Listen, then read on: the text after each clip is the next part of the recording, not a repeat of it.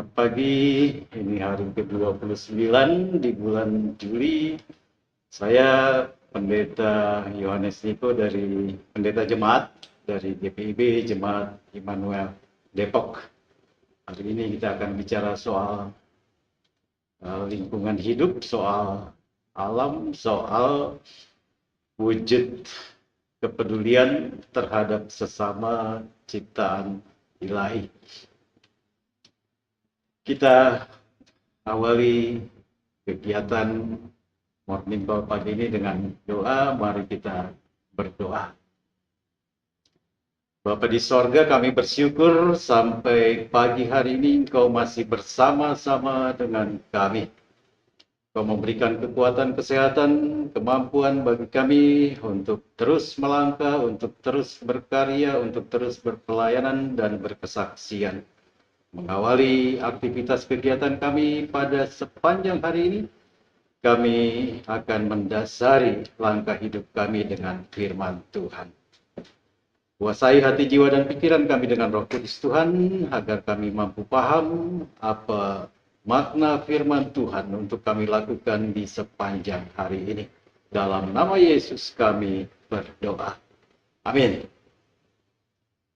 Firman Tuhan pada pagi hari ini diambil dari kitab Ulangan pasalnya yang ke-22, ayatnya yang ke-6 dan ke-7. Ulangan 22 ayat 6 dan 7 yang berbunyi demikian. Apabila engkau menemui di jalan sarang burung di salah satu pohon atau di tanah dengan anak-anak burung atau telur-telur di dalamnya, dan induknya sedang duduk mendekap anak-anak atau telur-telur itu, maka janganlah engkau mengambil induk itu bersama-sama dengan anak-anaknya. Setidak-tidaknya induk itu haruslah kau lepaskan, tetapi anak-anaknya boleh kau ambil. Maksudnya supaya baik keadaanmu dan lanjut umurmu. Demikian firman Tuhan. Sahabat-sahabatku kekasih Kristus, di setiap perayaan ulang tahun kita selalu mendengarkan, bahkan juga bersama-sama ikut menyanyikan selamat ulang tahun, ataupun pada akhirnya menjadi bagian dari pengharapan doa di hari ulang tahun itu adalah panjang umurnya. Apakah pengharapan doa untuk bisa mendapatkan umur yang panjang hanya dinyanyikan atau hanya dilakukan lewat syair nyanyian seperti itu? Firman Tuhan pada hari ini ketika bicara soal kalau mau lanjut umur kita, kalau mau baik keadaan kita, salah satu hal yang bisa kita lakukan adalah menjaga kelestarian lingkungan hidup, menjaga kelestarian alam. Peraturan yang harus dilakukan oleh bangsa Israel di zaman Musa sudah bicara soal kelestarian lingkungan hidup. Dengan salah satu aturan ini sederhana saja sebenarnya. Ketika engkau menemukan ada sarang burung di atas pohon atau sarang burung itu jatuh di tanah, jatuh di jalan, induknya lepaskan, silahkan. Kalau dia sedang mengerami telurnya diambil. Kalau sudah telur itu menetas menjadi anak burung, ya anak burungnya diambil, tapi induknya jangan ikut diambil, tapi harus dilepaskan.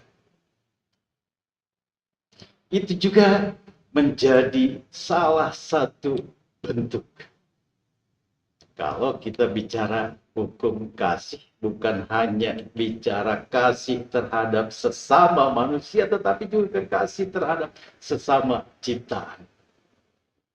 Sebab itu kalau Yesus memberikan mandat, beritakanlah Injil kepada segala makhluk. Lewat aturan di kitab Ulangan ini juga menjadi salah satu bagian. Wujud atau bentuk atau wujud dari pelayanan dan kesaksian memberitakan Injil kepada segala makhluk, termasuk wujud kasih terhadap sesama ciptaan ilahi. Kita tahu Ibu Bapak Saudara-saudara, dalam salah satu ajaran yang Tuhan Yesus sampaikan kepada para murid, kepada orang banyak dalam Injil Matius 6 ayat 25 sampai 33, bagaimana Allah memperhatikan burung-burung di udara, bagaimana Allah juga memberikan keindahan terhadap bunga bakung, bahkan rumput di ladang. Apalagi soal kekhawatiran manusia. Kenapa induknya dilepas, kemudian telurnya bisa diambil atau anak burungnya bisa diambil? Ini bicara soal kelestarian, kelanggengan makhluk ciptaan Tuhan. Kalau baik induk atau telur burung itu atau anak-anak burung itu kita ambil semua, ya katakanlah kita makan, kita jadikan itu jadi santapan kita, habis sudah. Bagaimana burung itu bisa berkembang lagi? Tapi ketika induknya dilepas, kemudian katakanlah umpamakan telur itu ada 5, atau anak burung itu ada 5, telurnya mungkin yang 3 biar dirami, ditetaskan maksudnya, ataupun kemudian anak burung itu dari 5 itu 3 kita rawat, kita pelihara sampai dia besar, kemudian kita potong, kita jadikan santapan. Tetapi yang 2 ekor misalnya lepaskan, akan ada pertumbuhan, akan ada perkembangbiakan yang baru. Sehingga ya ciptaan Tuhan tidak dihabiskan. Benar, manusia diberikan kuasa untuk menguasai, untuk menaklukkan bumi serta segala isinya. Tapi kita juga harus ingat dalam kitab Kejadian 2 pasal 15, ketika Tuhan membawa manusia itu dan menempatkannya di Taman Eden, Tuhan memberikan mandat untuk menjaga dan memelihara taman ini serta segala isinya. Jadi kekuasaan untuk menaklukkan, untuk mengelola, menguasai bumi serta segala isinya ini, sesungguhnya di balik perintah itu ada tanggung jawab yang menjadi konsekuensi kita untuk kita lakukan. Kita menjaga, kita memelihara, kita mengelolanya, bukan untuk menghabiskan. Kalau itu terjadi, alam tidak kita perhatikan, alam tidak kita jaga, tidak kita pelihara, kelangsungan ataupun kelestariannya, perkembangbiakannya, apa yang terjadi sekarang ini? Bencana alam terjadi di mana-mana. Kenapa bisa banjir? Kenapa tanah bisa longsor? Kenapa ada erosi di pinggir pantai, di pinggir laut, dan ombak bisa menerjang, menghancurkan rumah-rumah penduduk di seputaran pantai? Karena manusia dengan segala kekuasaan yang dimilikinya, mandat dari Tuhan untuk menaklukkan, untuk menguasai alam ciptaan ini, dilakukan secara serampangan tanpa ada tanggung jawab untuk memelihara, menjaga, merawat, ataupun apalagi mengembangkannya. Yang ada adalah menghabiskan, menguras habis. Ibu bapak, saudara-saudaraku, sahabat-sahabat kekasih Kristus.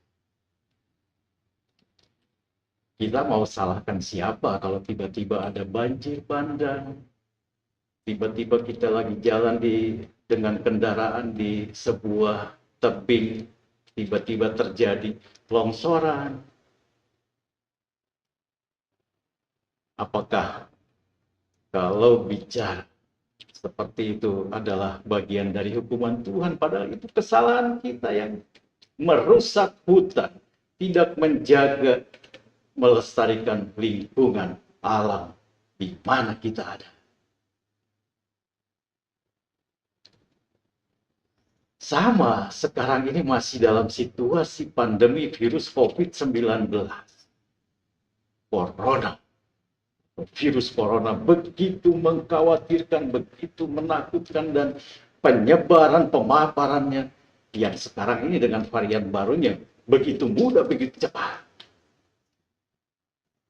Kalau kita bicara Alkitab di masa lalu, orang kena penyakit sampar, orang kena penyakit kusta, itu kata kita ada ungkapan yang menyatakan itu bagian dari penghukuman Tuhan.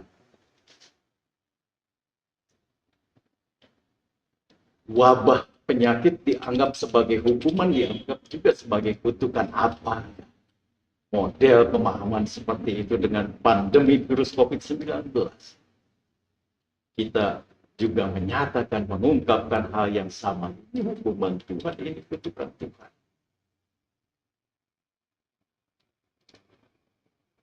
Pemerintah, atau saya katakan Tuhan melalui pemerintah kita, memberikan solusi untuk melawan, untuk menghadapi virus COVID-19 ini. Jaga jarak, pakai masker, cuci tangan, jauhi kerumunan, tinggal di rumah saja.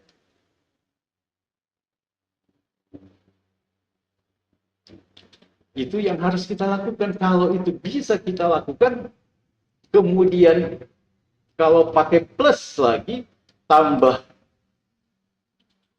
ikuti vaksinasi, kita bisa menghadapi, atau dalam bahasa Bapak Presiden, berdamai dengan corona dalam pengertian ikuti program vaksinasi untuk memberikan kekuatan, kekebalan atau imunitas tubuh, kemudian lakukan dalam kaitan menjaga supaya tidak terpapar itu,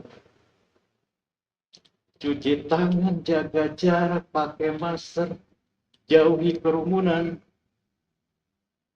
dan tetap kalau usahakan bisa bekerja, berkarya dari rumah, beraktivitas dari rumah.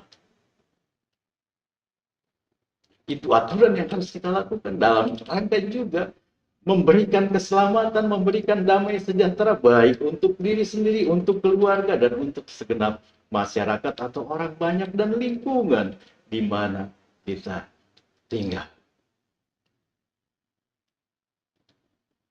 Firman Tuhan hari ini mengingatkan kita semua.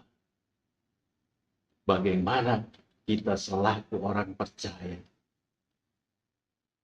melakukan mandat yang Tuhan berikan kepada kita, mengelola bumi, mengelola alam semesta, menyayangi sesama ciptaan ilahi sehingga ada kelestarian, ada kelanggengan, ada kelangsungan. Kita tidak akan kehabisan, atau karena kita yang menghabiskan segala sesuatu ciptaan ilahi yang sesungguhnya itu adalah bagian dari asupan atau menjadi makanan, menjadi vitamin untuk tubuh kita. Kita habiskan dari sekarang. Bagaimana masa depan kita nanti? Dengan contoh aturan soal burung ini. Burung yang sarangnya jatuh atau yang ada di pohon kita ambil, kita habiskan, tidak akan ada kelestarian. Yang terjadi justru bencana. Mengakhiri renungan kita di pagi ini, saya coba mengambil salah satu syair lagu mungkin Tuhan mulai bosan melihat tingkah kita dengan adanya terjadi bencana di mana-mana, dengan adanya pandemi virus COVID-19 ini, atau alam mulai enggan bersahabat dengan kita. Renungan ini, lalu apa yang bisa kita lakukan sebagai wujud cinta, wujud kasih terhadap sesama ciptaan ilahi. Bila kita ingin mendapatkan kelangsungan hidup, ketersediaan segala sesuatu, dan panjang umurmu, lanjut umurmu, perhatikan juga, kelola juga dengan baik dan penuh tanggung jawab alam lingkungan di mana kita hidup. Tuhan memberkati. Mari kita berdoa. Terima kasih Tuhan, terima kasih firman-Mu mengingatkan kami untuk menyatakan wujud kasih, wujud cinta, wujud sayang bukan hanya di seputaran, diberlakukan terhadap sesama manusia, tetapi juga terhadap sesama ciptaan Tuhan, termasuk alam semesta, lingkungan hidup, di mana kami hidup, di mana kami ada, di mana kami menjalani, menikmati kehidupan ini. Melalui kitab Ulangan, pasal 22 ayat 6 dan 7 mengingatkan kami bagaimana ketika Tuhan memberikan mandat bagi kami untuk menguasai, untuk menaklukkan bumi dengan segala isinya, tetapi di balik mandat itu ada tugas tanggung jawab untuk memelihara, untuk menjaga, untuk melestarikan, sehingga terjadi proses keseimbangan, keselarasan antara hidup manusia dengan alam lingkungan di mana manusia itu tinggal. Hari ini kami akan kembali beraktivitas, kami akan kembali berkarya, kami akan kembali bekerja. Ya Tuhan, di tengah-tengah situasi pandemi COVID-19, juga dengan pemberlakuan pembatasan bagi segenap kegiatan, bagi setiap kegiatan masyarakat, baik pekerjaan, bahkan juga bentuk-bentuk ibadah yang dilaksanakan, ataupun kegiatan-kegiatan lainnya. Mampukan kami ya Tuhan, dengan segala kesadaran diri, dengan segala ketulusan, dengan segala kerelaan hati untuk dapat mengikuti apa yang menjadi aturan dalam kaitan kami menghadapi virus COVID-19. Ketika kami diharuskan menggunakan masker, ketika kami diharuskan menjaga jarak, ketika kami diharuskan mencuci tangan, menjauhi kerumunan, tetap melakukan berbagai aktivitas dari rumah. Dialah ya Tuhan, dalam proses waktu yang berjalan, sebagaimana anjuran dari pemerintah negeri kami, bangsa kami, dalam ketaatan kami mau melakukan itu, sebagaimana ketaatan kami mau melakukan apa yang Tuhan kehendaki untuk kami perbuat.